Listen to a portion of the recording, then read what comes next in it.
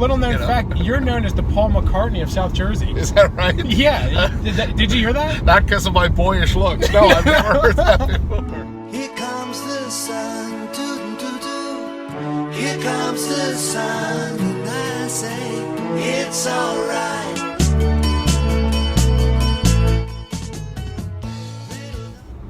Hey guys, welcome to another edition of Cruisin with Zach. Today, our guest is a man who needs little to no introduction.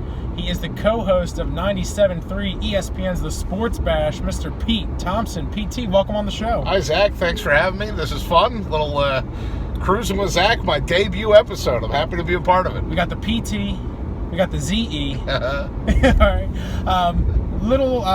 No secret to anybody is you are a Temple alumni, proud Temple alumni.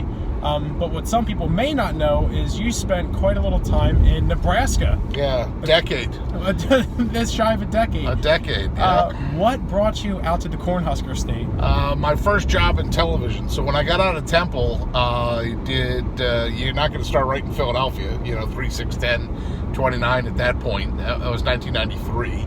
So I actually graduated May of 93. I didn't get a first job till September of 94. Oh boy. I was working behind the scenes in some different jobs around the Philly area, but then I get this job, I get the call, and I took the job sight unseen. I mean, the guy called me over the phone, and so I just went. I didn't even know how much money I was making until I got out there. We'll cross that bridge when we get to it. Pretty much. I just wanted to be on television, and that was going to get me on television, so I did it.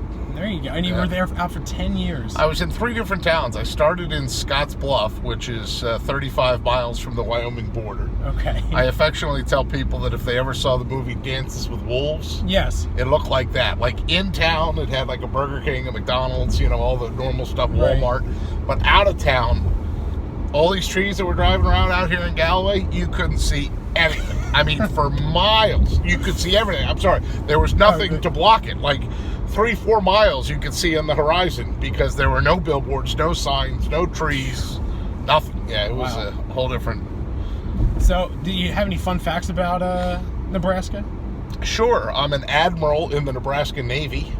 That's always fun. There is no such thing as the Nebraska Navy, but the governor at the time, who then became a senator, Ben Nelson, used to have to come out to our TV station. We were like the last stop, if he was going to do a statewide tour. Right. And I was there 3.5 years, so there was a lot of staff turnover, but in my case, I was always there. So by his second and third visit, he used to know me pretty well. So I thought that was when my second job in Nebraska. I worked in Scottsbluff, then I worked in Lincoln. Well, the capital was in Lincoln. Okay. So not long after I got that job in Lincoln, we went to the capital and we had lunch, and we ran into the governor. Right. And he went out of his way to come over and say hello to me and meet my father. So my father always describes it as, remember that time that we went to the Capitol and had lunch with the governor? Right. Well, we didn't have lunch with him, but my dad thought that was always cool. So. That's cool. Speaking of your dad, the Eagles won the Super Bowl. Yes. What was that like to share that with him? I know you guys have been season ticket holders forever. 1973. 1973. We finally made it over the hump.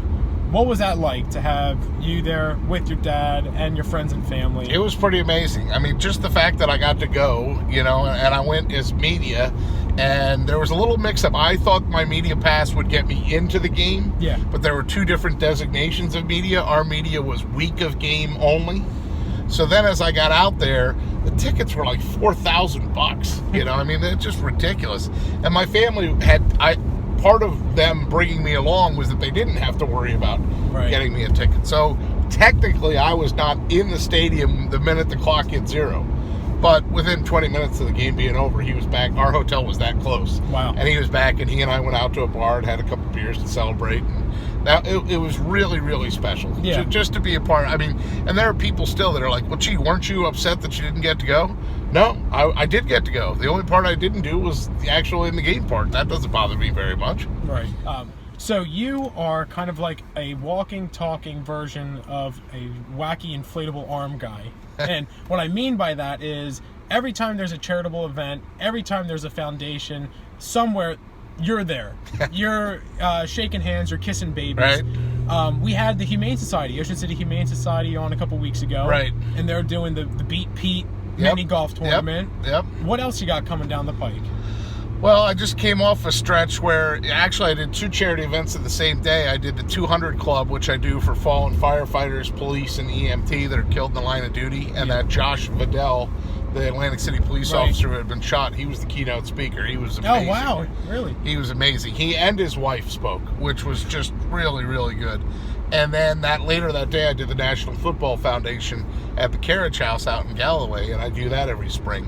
What else do I have coming up? I know that I did something with Alex's Lemonade Stand through the radio station just last Saturday, and that was down at Burke Motor Group, and that was real nice. This woman came by with her 2 kids and her son, and I'm pausing on Brett.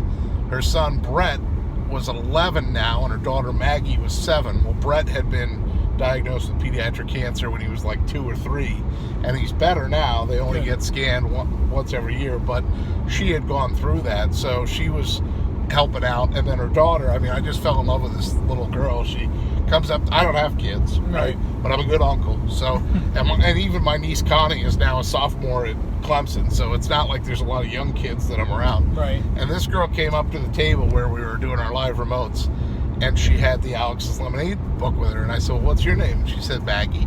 I said, do you like to read? She said, yeah. I said, would you like to read to me? She said, yeah.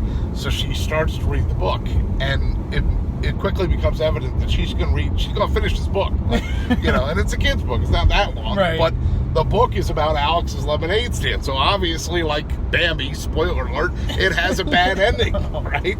So the mom is like getting choked up as the daughter. I mean, yeah, I took a picture of it. I put it on my Facebook page. It was just the most adorable. That's good stuff, man. Yeah, you're all over the map.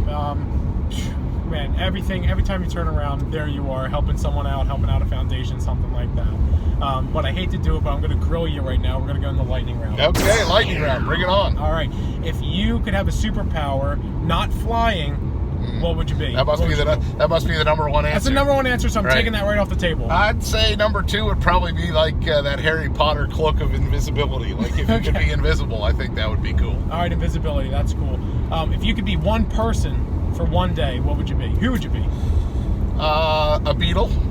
A beetle? I'd like to be able to sing, harmonize, and also know what it's like to be that popular that they were screaming your name. Well, little known fact, you're known as the Paul McCartney of South Jersey. Is that right? Yeah. Did you hear that? Not because of my boyish looks. No, I've never heard that before. All right. And final question. If you could bring someone back from the dead and have dinner with them, who would you bring back? If I could bring somebody back and have dinner with them, I would probably go with, and I hate to lean right back into it, but I'd love to have dinner with John Lennon. I mean, that guy, you never knew what was going to come out of his mouth. He certainly wasn't ashamed. But we're going with John Lennon. Yeah, John Lennon would be my pick. Was he the walrus? Cuckoo, cuckoo. Yes. No, the walrus was Paul, according to the lyrics. I'm not a big Beatles fan. Yeah, but it's the root of everything. This is what you don't know. I mean, you name your favorite... I don't even know what I don't know. You name your favorite group, it's like Latin. Just like Latin is the base of all the Romance languages. Right.